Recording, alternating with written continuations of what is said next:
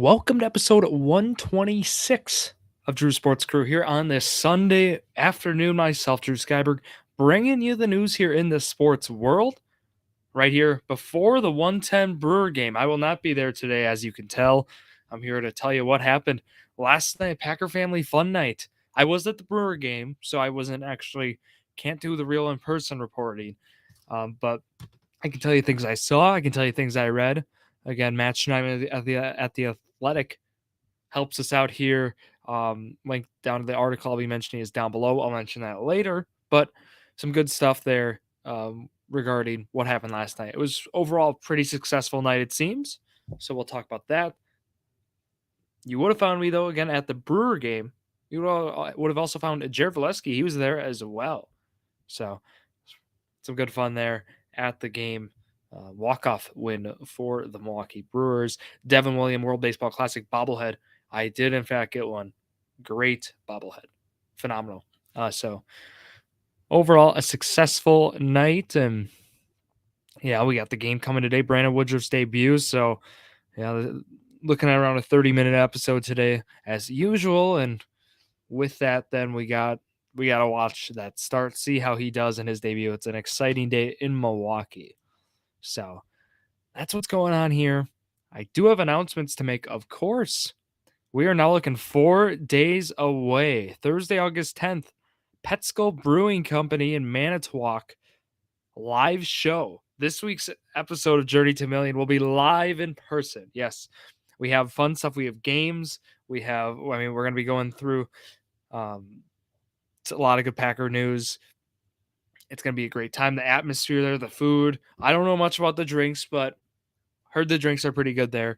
And then also, yeah, it's going to be phenomenal time. Again, we're going through the Packers season preview, so kind of what I'm doing here, but we'll condense it more. Where we'll talk about the overall season, what we're expecting, strength of schedule, all that stuff. Like we're going to be going through award predictions, general NFL things there. But yeah, we're gonna have a grid, right? We love our grids. We have a grid made. You get to compete, see how well you do, and then Jared, Zach, and I, we're going to be competing in some games as well. So you get to see how that goes. We'll kind of break it down for you. We will have audio, and we're hoping on video this year too. So it's an exciting time. Looking forward to it, and we hope to see you there Thursday, 7 o'clock, Skull Brewing Company in Manitowoc. So that is that's where you're going to hear the episode. It might be out like Friday now, but if you want to hear it live, Thursday, 7 p.m., the baseball crew then Saturday morning. The slate itself, we had some good names yesterday. It ended up not working out. I mean, the Scooble call it SP2 was a good one. Burns didn't really have the feel for it yesterday as we would have hoped. Maeda would have been the best move. Otherwise, hitting. Had some good calls with like Colas, Gonzalez as well, but missed out on some other plays. So just got to have those sharp reads. Looking forward to next week as well. So that'll be Saturday morning, but you got me here. Let's go through the Wisconsin news here now. We'll start with the Packers. We'll talk about family fun night last night, there August 5th, and it was good. I mean, like from what I read from others, what I saw on Twitter or X rather, it was a successful night. I did like a new thing this year. So for those who may have not been able to catch it, they really did a great job of incorporating the Packer player families as well. So it's family fun night, right? So it often involves other families getting involved, right? I've been to this event, with family, and right, we've done that, but Packers went a step further this year, and they included the players' families. So they actually got to walk out. It was really cool. Definitely something we like to see. Right. I was really, really pleased with seeing that. So that was a big takeaway just from the overall event. Many got to see the new scoreboard for the first time. If you were there, let me know what you thought. I definitely want to know. I'll be at a preseason game in a couple weeks here. So I will let you know. I'm going August 19th. So looking forward to that. But let's go through then the overall night. And again, Matt Schneidman, thank you right, for helping us break that down. Again, that article down below with the Athletic. So, the big takeaway was, I mean, we talked about this last week. Anders Carlson has struggled at camp so far. He was missing from 45, 50 yards out, on like the left and right hash, respectively. And there were some concerns. Was they drafted him 6th round draft capital for a kicker is not, it's just 7 rounds. That's still decent capital for a kicker. A lot of guys end up potentially going undrafted or 7th round. So point being is, right, we needed Carlson to step it up, and he had his best night at family night. And I want to go through kind of what the thoughts were with it, because it seemed like he was on fire. I mean, it was his best night again kicking, which you love to see. And he was making, he was 8 for 9 on field goals, and now he's overall camp he's at 67%. So, I mean, it's decent, but one of them, and his only miss last night on his field goals supposedly, right, was a bad snap slash hold. So that's what we like to hear. Not that it was bad snap or hold, but his miss wasn't, because it was from 50 yards out. Was his miss just like, was it too short, or which it was short, but so far, you know, we'll take. He made 53 from the right hash last night. That's what we like to see. A lot of good words. Matt LaFleur was pleased with how he did. But overall, with Carlson, that's what we want to hear. He's making those field goals. A big thing, right, with the Packers has Crosby's been efficient. We know Crosby in his last few years, he was accurate. It just the distance came, that ended up being where it was time to go. Just needing to hit those longer yard ones. Carlson hitting a 53. We like that, and hopefully in game setting we can keep that going there. The other comment I do want to mention too is with the overall line. So we finally heard some things on David Bakhtiari. So we know he's been extremely limited at practice so far in training camp, but it sounds like he was in sweatpants last night, and he's not going to be. The last time he practiced it was last Tuesday. So we're waiting more on that.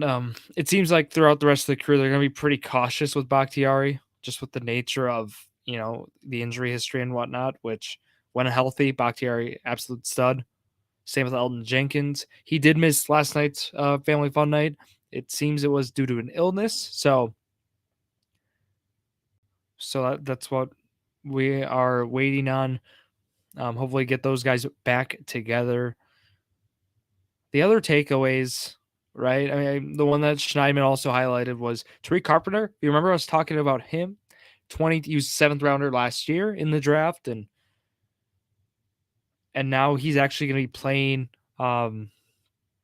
inside linebacker.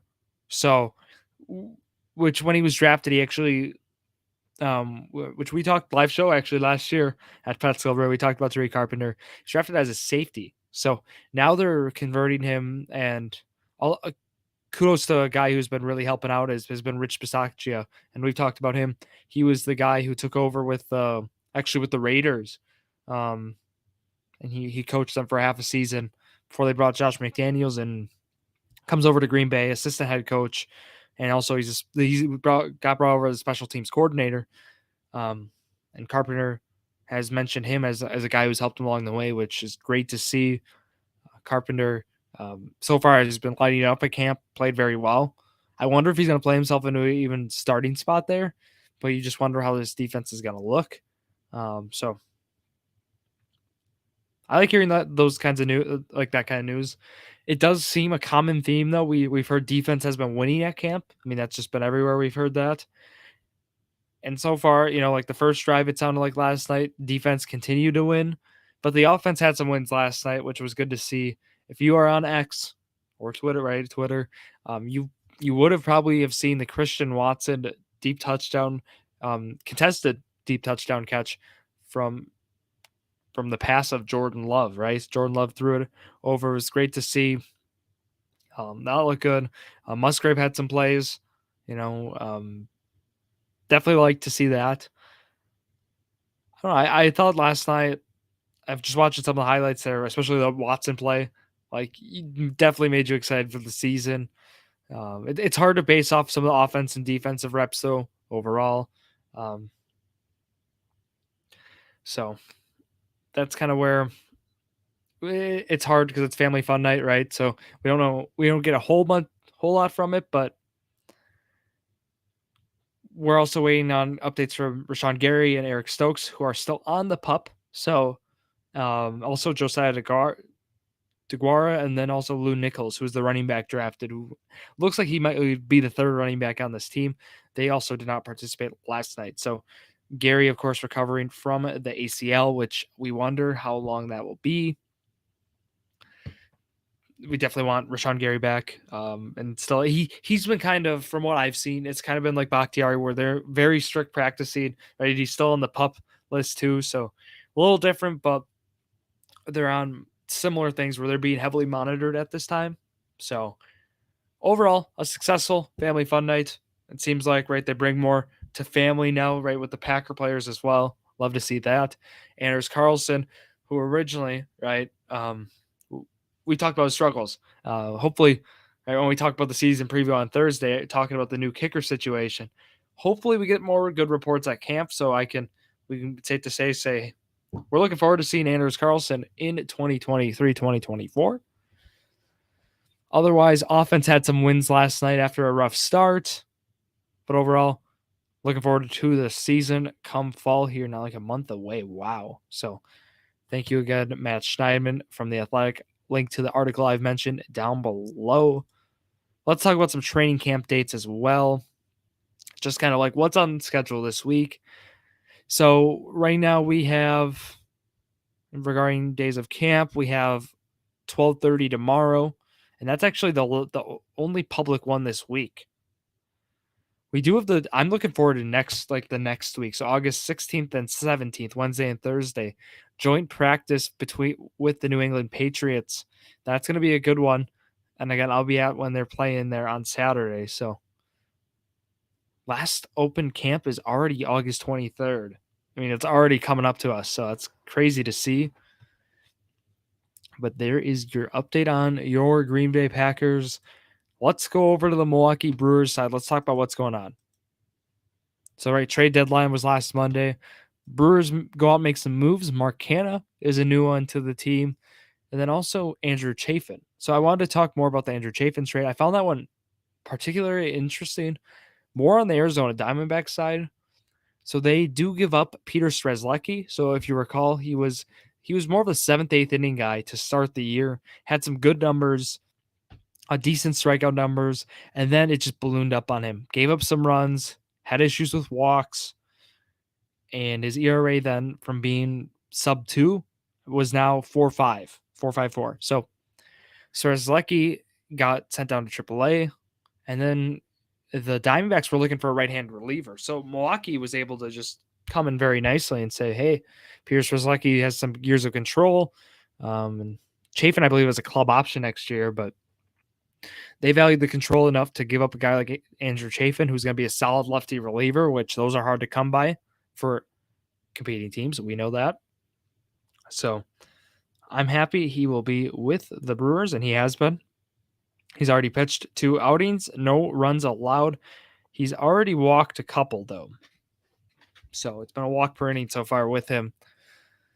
But otherwise, it seems Abner Uribe, so a guy we've talked about, a lot of positive things. He's looked great, 1.86 ERA.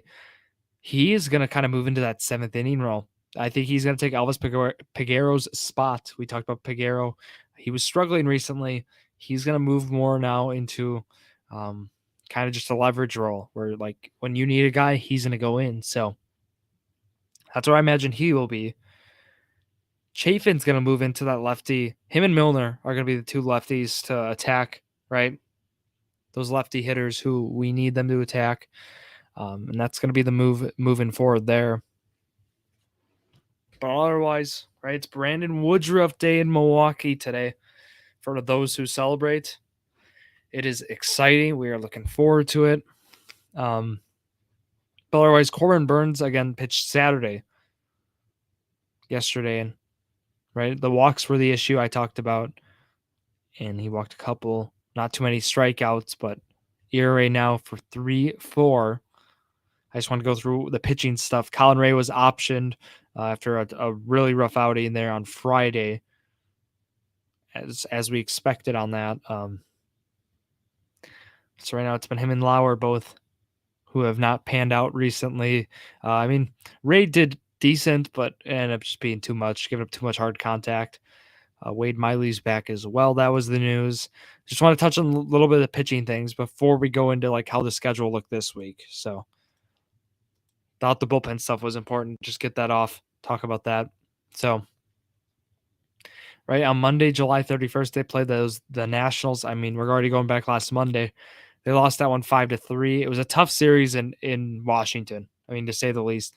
That Monday one got away from them. They do win Tuesday 6-4. That one, I mean, they could have been like just crazy how baseball works. They could have easily been swept this weekend or this week, just with how it turned out. The Brewers did have a 4-run fourth, though. That's what they needed. Bryce Terang has had himself a great week. Like, welcome back to the big leagues. Gets his role back, and he's been playing phenomenal. Had a big home run also Thursday. But Wednesday, the defense gets them. The defense has been above average, I'd say, so far this year, and just frustrating. That ninth inning with Devin Williams, he gets a loss, the blown save. They score 2 in the ninth, and it was the defense. 2 errors in the ninth. That's going to lose you a game easily. That'll always happen. Taylor hit a home run too, so that was cool, but should have been a series win, but instead a series loss for the Brewers. The defense, Monasterio had some tough throws. He's been good defensively too, so just overall a frustrating Monday through Wednesday in Washington, but come home to the Pirates. 14-1 win on Thursday. It was phenomenal. They faced Quinn Priester on Friday, who ERA was over 9, and it was like, come on, Brewers can do this, right? And I mean, Priester also a righty, throws a lot of strikes, which he's just gotten crushed. And Brewers, they got runners on, but it was the same story. They couldn't get runners across. They can't score with runners in scoring position. It's been a theme all year, and it's still going on. And yeah, they lose 8-4. Strike zone was an issue for the Brewers. They took offense to it. Pat Murphy gets tossed. If you've not seen that ejection, I recommend you go watch that. It was a good one. But yeah, Brewers lose that one Friday. I'm in attendance Saturday for Devin Williams bobblehead day. And David Bednar comes in with the Brewers down 2-1. His ERA is like 1.45 it was. And the Brewers put together a rally. Blake Perkins is the pinch runner there for Carlos Santana. Then what happens? A fly ball hit to the right fielder. It was Henry Davis out there. And if you've seen this, Davis kind of like faltered. It kind of took a bad read at the ball, it seemed. And Blake Perkins tried to do something you do not do in Major League Baseball. You do not try to tag from first to second on a ball at the right field. You don't do it. That's like just one of those unwritten rules. You don't do it because it usually doesn't pan out. Just like a baseball common sense thing. He goes for it. He felt he had an opportunity to go for it, and kudos to him. He made it to second. He advances to third on a wild pitch. He scores then. Sal Frelick does the job. He's had himself a weekend series here. 5 RBIs on Thursday. Game time single on Saturday. First career steal on Saturday. Credit where credit's due. Sal Frelick has been the difference. He is still not starting against left-handed pitching, though. He did come in the 5th inning, though, on Saturday, I believe. So I am wondering, are we going to get to the point where he is going to play against left-handed pitching if they're going to start him? I think we'll get to that point this season. I think just overall his poise at the plate, we've seen him walk. I think the numbers have been kind of unfair to him I feel like people have been skeptical of just, his average is 263, but if you look at the underlying, if you look how he's done, strikeouts are low. I mean, like, he's got 12 walks to 9 strikeouts. He's done well against left-handed pitching. He's in the ball hard. OBP's at 415. You start this guy against left-handed pitching if you're the Brewers. What should happen here is Frelick should move into right. Um, I think, and then I'm wondering just with Tyrone Taylor, how you work with him in this lineup. So I kind of get why that, like, where would Taylor's role be? Um, Weimer has continued to struggle, has been the thing that I like to point out. I do think against right-handed pitching, Frelick needs to start every day over Weimer. That's just personally where I'm at. Weimer's not ready for right-handed pitching yet in Major League Baseball. A batting average below 200 against right-handed pitching. It's actually 199 overall. Or that's Winkers, my bad. It's 214 overall, but it's under 200 against right-handed pitching. So nothing against Weimer. He brings above average defense. He's kind of like Bryce Terang, but right-handed hitting in terms of they do well against the opposite side, but they're out there for their defense. Both are phenomenal defenders. So that's kind of where I feel we're at. But Terang had an absolute moonshot on Friday. He looked great. And Perkins with a walk-off single last night as well. You know, like this team, we know they can put together some runs just with how this lineup's built, but the way we're gonna have to operate moving forward is yeah, I mean, it's gonna be Santana is the everyday guy at first. Just wondering how Canna fits in this lineup. He hasn't been great with the team so far, but you definitely feel there's gonna be a role for him, right? You feel like it's just been a little bit of a struggle. You feel he's gonna be a guy who's definitely gonna be an upgrade on this lineup. I'm hoping he gets it going. Definitely want to see Canna, and if you remember him from his Oakland days, his recipe, he gets on base. That's what he's great at. He will get on base at, like you would prefer, at like a 35 to 40% clip. He's at 31%, 32% ish right now. So that's what his team felt they needed, and that's why they went out and got a guy like Canada. So I like that move. Overall, they didn't give up much there for him as well. So you got to be pleased so far with how this weekend has gone. Obviously, you wanted the sweep, but if they win 3 of 4, you're happy with that.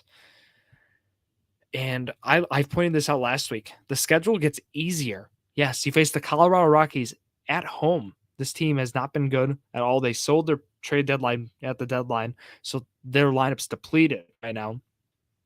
For the Brewers, you're looking at 2 out of 3 or a sweep. I mean, those are the expectations. They faced another team that's sold in the Chicago White Sox. The White Sox team got in a brawl yesterday. If you saw that one, I'm sure you did. There's going to be suspensions. It's possible. What could happen here is the guys who were involved in this brawl, like Tim Anderson, for example, they might appeal their suspension. So they might play under the appeal process Monday or Tuesday. They could potentially be sitting out during that Milwaukee series. There's a chance if they appeal. So that means this lineup would be depleted of Tim Anderson, who again hasn't had the best year, but it's still Tim Anderson. So I am pleased with kind of, with this team's schedule moving forward. I'm hoping, so they have 6 games this upcoming week. I don't have the official prediction made, but I can tell you got 3 against Colorado, 3 against Chicago. I'll go through here. I also have the Brewers winning on Sunday. It's Toy Tractor Day, so that's pretty cool. But yeah, I have them winning on Sunday. Here, I want them taking that 3 of 4. They're technically up 2 games on Cincinnati. But for week 20, it's 3 against Colorado, as I mentioned, 7-10 on Monday, 7-10 on Tuesday, 1-10 on Wednesday. Off day Thursday, all 3 of those games are on Bally Sports. You go to Chicago then Friday at 7-10 against the White Sox. That's on Bally Sports. Saturday on Fox, 6:15 p.m. And then Sunday on Bally Sports at 1:10. I'm looking forward to the game on Fox. If anyone else was watching, I found it weird how the Brewers were on Fox on Thursday. They were only on Fox. A baseball night like in America on a Thursday night. They won 14-1, but the Brewers Pirates on Fox on a Thursday night, like, it didn't make sense to me, but okay. I'm happy to cheer on the team from there, but on Fox, just found an interesting spot. They're back on Fox then. They're on FS1 then the next Saturday. They're getting some national TV love. Some pretty cool stuff. So, giveaways this week, nothing going on. So, just letting you know on that. I will let you know my prediction challenge. The post will be out tomorrow, of course. So those are the big things. I want to talk about the offense a little bit before we wrap up. So we need Willie Adames to get it going. That was like one of my key things. OPS right now is at 669. His OPS plus, he's 18% below league average. Yes, you heard me say that right. Disappointing. Yelich has kept it up. The OBP is almost back to prime Yelich days. I'm serious. It's at 374 right now. So I love to see that. He's been just phenomenal this year. If you just break down the numbers, he's on pace for, he could have 20 plus home runs, 90 RBIs, 30 steals. It's just phenomenal. So love to see that. But on the WAR side, he's officially hit 3 WAR, 3 wins above replacement. Christian Yelich, love to see that. Corbin Burns has pumped himself up to number 2 on the team with a 2.3 WAR. William Contreras at 3 with 2.2. Payamps 1.8. Williams 1.8. Wade Miley 1.7, who's back. Weimer 1.6, mainly defense. Then Bryce Terang 1.1. Milner 1.1. I didn't talk about Weimer and Weimer 1.6, Adames 1.2. Blake Perkins is 0.9, and Brandon Woodruff, who's back, 0.7. That's going to go up after his start on Sunday, I believe. So those were the good news I wanted to share with you all there. One more announcement before I go. You Bet the Fantasy Football League is back here. Right? The Listener League, the Podcast League, whatever, it's back. And if you want to join, just message me on social media at True Sports Crew. We'll get you in the league. Right now I have it set for 14 spots in the league right now. We're going to move it down or up based on what kind of demand. If we need to make another league, we make another league. All right. It's a lot of fun. Interact with the listeners, play fantasy football. We have fantasy baseball playoffs coming up. We're going to try to do fantasy basketball again, of course, as well. So at Drew Sports Crew, Instagram, Twitter, TikTok, Drew Sports Crew, Facebook, and YouTube. I will see you all Thursday, 7 o'clock at Petskill Brewing in Manitowoc. Have a great week, everybody. Go Brewers. That's going to wrap it up here for myself, Drew Skyberg, here on this Sunday afternoon. Thank you all for listening to yet another episode of Drew Sports Crew, the perfect podcast for you.